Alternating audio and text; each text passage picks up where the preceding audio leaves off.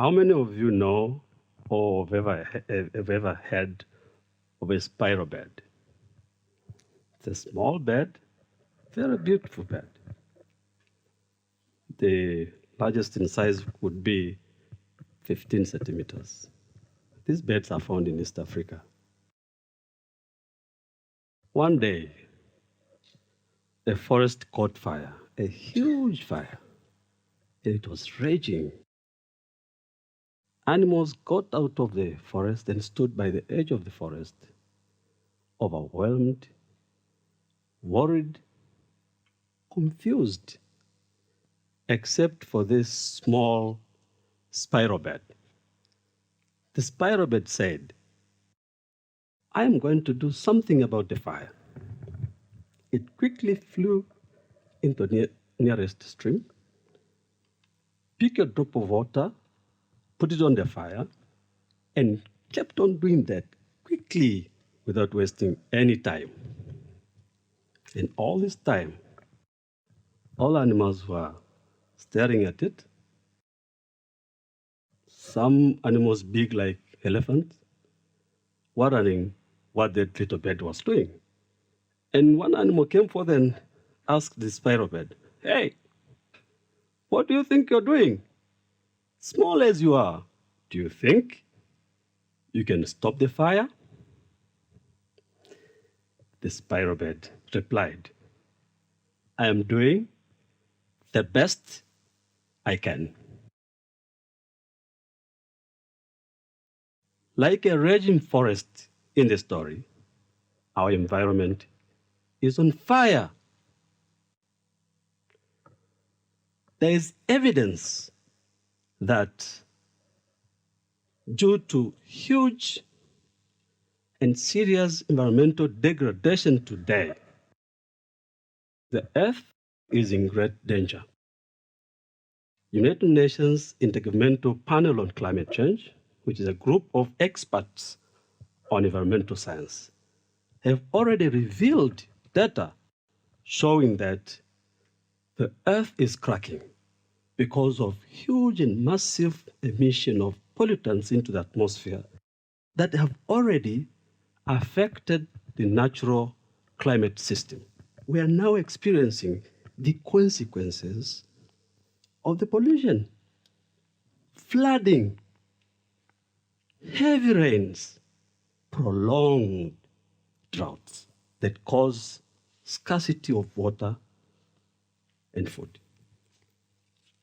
In Arusha recently, 2 or 3 days ago, we experienced very sudden, blow of dust, that covered the whole of the city. This is what I'm talking about. The environment is in great danger. In Tanzania, there was a recent ban of use of plastic bags. That's a commendable step. But there are other ways, there are other wastes that are even, more harmful than plastic bags. Think of broken electronics, cell phones, computers. Where do we dump those?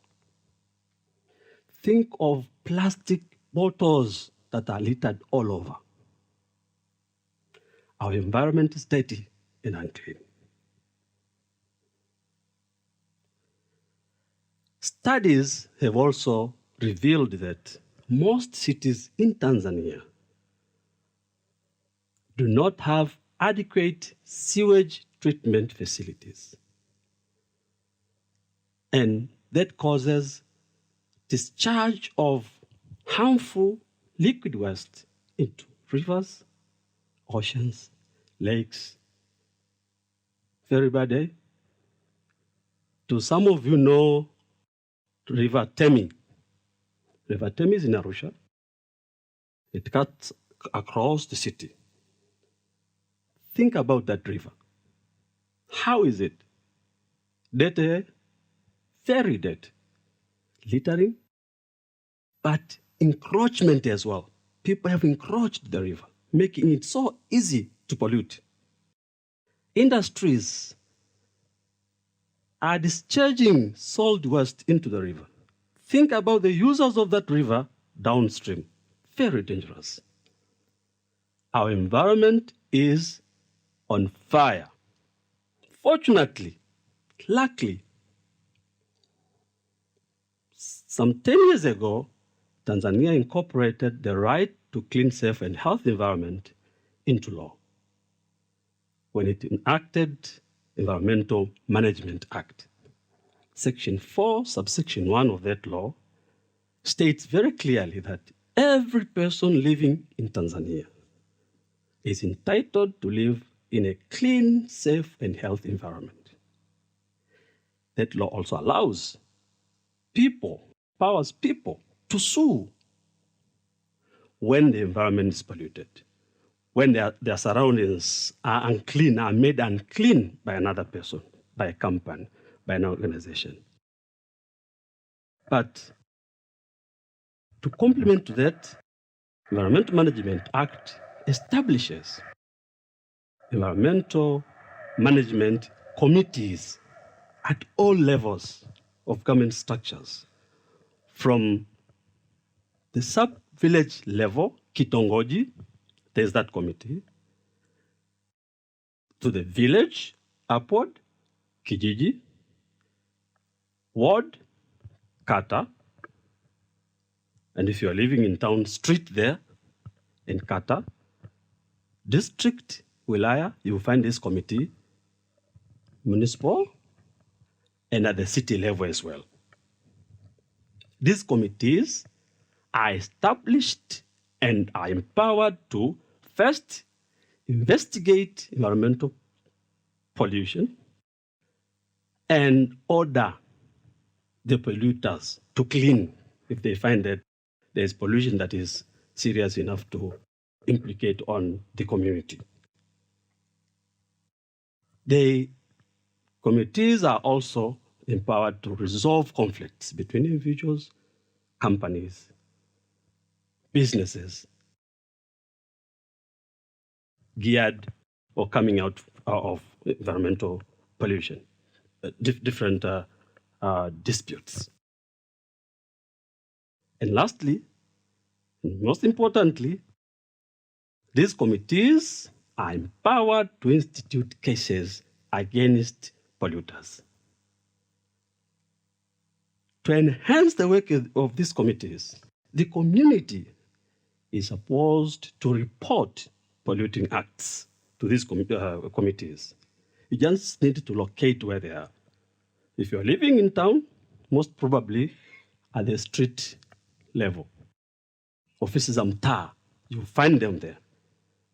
If you cannot find them there, go to the ward, kata. You will find Kamati ya Mazingira, Environmental Management Committee. Report there. They will take action. And if in these two stages you cannot locate them, go to the municipality or to the district council. Report. They will take action. But the law also gives us, as individuals, the power to institute cases, to use court processes, to use legal mechanisms to protect the environment.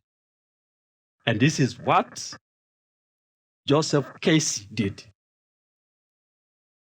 The Dar es Salaam City Council designated Tabata, an area in Tabata community, as a dumping site. All the wastes collected from the city were dumped there.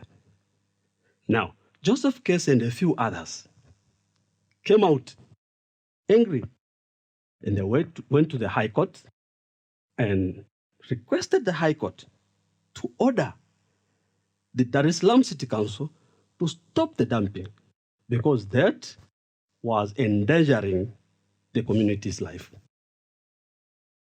And the court,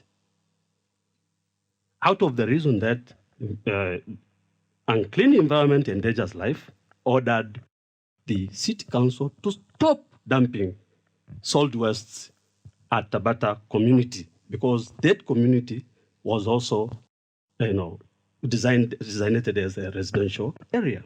See, it took Joseph Case's action to make the community clean. And after that case, a few cases also followed against the city council because of that. So the law is presenting to us an opportunity, okay, for us to take on and use the example I've given of Temi River. Why is it dirty? What is our role? Apart from picking up the trash you see around, apart from designing, or deciding that you come up with a day in a week where as a community you clean up the trash around. Apart from that, how do you use these legal processes to protect our environment in order for us to enjoy the right to clean and healthy environment? Remember the story of the spiral bed? The spiral bed, small as it is, took action immediately. It didn't sit back and say, I didn't cause the fire. I'm not responsible. I didn't cause the fire. It took action.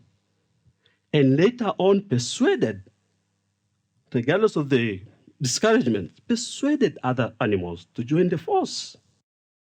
And they successfully stopped the fire. So B, the spiral bed. Joseph's case was a spiral bed. Take action.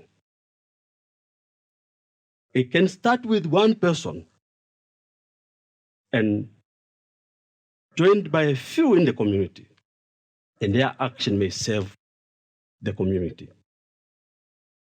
If you think that this industry is polluting the river that may cause harm to people down the stream, don't be quiet. Report or join forces with a few people in the community, gather evidence, go to environmental lawyers in town, would deal with that as well. I'm a lawyer. Institute a case. Let us embrace the opportunity that the law presents to us. Let us all be spiral bed. Spiral beds. I am a spiral bed. Individual actions, okay, when put together collectively, may make a huge difference. Don't sit back. Take action. Be a spiral bed in your community, wherever you are. Thank you.